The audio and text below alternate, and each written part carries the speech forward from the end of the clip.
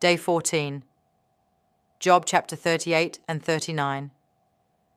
The Whispers for the day starts where God finally responds after Job's long season of suffering and confusion. But God doesn't answer with explanations. He responds with questions, deep, poetic, unsettling, yet comforting questions. God begins with a question that cuts straight through pride and confusion. Who is this that obscures my plans with words without knowledge?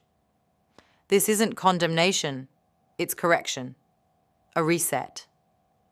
God is saying, I have plans. You may not understand them, but your lack of understanding doesn't cancel my purpose. Many of us approach the new year with loud goals, but unclear understanding.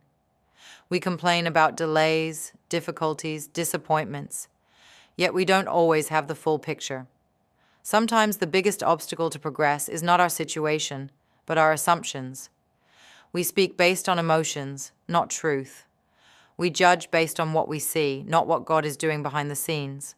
God is inviting us to pause, breathe, and say, Lord, I don't know everything. Teach me your perspective. Humility isn't weakness, it's the doorway to clarity. The earth takes shape like clay under a seal. Its features stand out like those of a garment. This is God reminding us that creation is not random. There is design, pattern, intention. Just as a potter shapes clay, God shapes seasons. Just as a seal presses patterns into wax, God presses purpose into our lives. Your life is not shapeless. You are not drifting.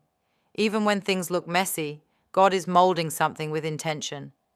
Maybe you went through pressure, disappointment, or pruning last year. But pressure is how clay becomes form. Darkness is where seeds grow roots.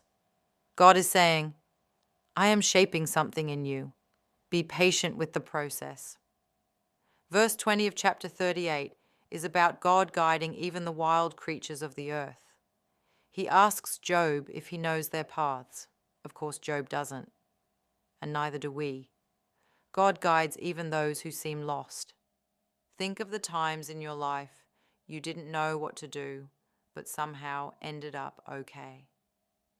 Think of the opportunities that opened at the right moment, or the dangers you avoided without even knowing they existed. If God knows the paths of wild animals, how much more does He know the path you must take this year? You don't need to see the whole map. You just need to stay connected to the guide. Does the rain have a father? Who fathers the drops of dew?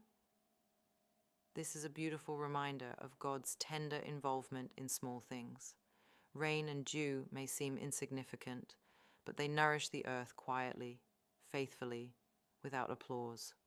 God cares about the small details of your life, your little efforts, your unseen sacrifices, your tears that no one noticed, your prayers whispered at midnight. God is saying, I am involved, I am paying attention, nothing in your life goes unnoticed. Our next whisper is God describing the wild donkey, a creature that is impossible to domesticate. It is not stressed by the noise of the city. It pays no attention to human pressure. Not everything deserves your attention. We live in a generation filled with noise, social media, opinions, pressure to impress, pressure to perform. But God is reminding us to develop selective hearing. Like the wild donkey, you don't have to respond to every distraction. You don't have to be controlled by others' expectations. You don't have to obey the driver's shout, the voice of pressure. Silence the noise and focus on purpose. God speaks of the ostrich, a bird known for its lack of motherly instinct. She lays eggs and leaves them exposed. She forgets them. But God also describes her unusual skill. Yet when she spreads her feathers to run, she laughs at horse and rider. She may lack wisdom in one area, but she has incredible strength in another. You may not be strong everywhere, but you are strong somewhere. Maybe you're not good with finances. Maybe you struggle with consistency. Maybe you feel emotionally weak at times. But God has given you unique abilities that stand out, gifts that will carry you far if you develop them. The eagle, a powerful bird that sees opportunity where others see danger. The eagle goes where the action is. It isn't afraid of storms or challenges. It uses them to rise higher. Growth often happens in uncomfortable places. Some breakthroughs don't come from avoiding battles, but from facing them with courage. Don't run from responsibility, self-discipline, difficult conversations, spiritual growth, emotional healing. Like the eagle, go where strength is forged. God is God, and we are not. And that's not scary, it's comforting.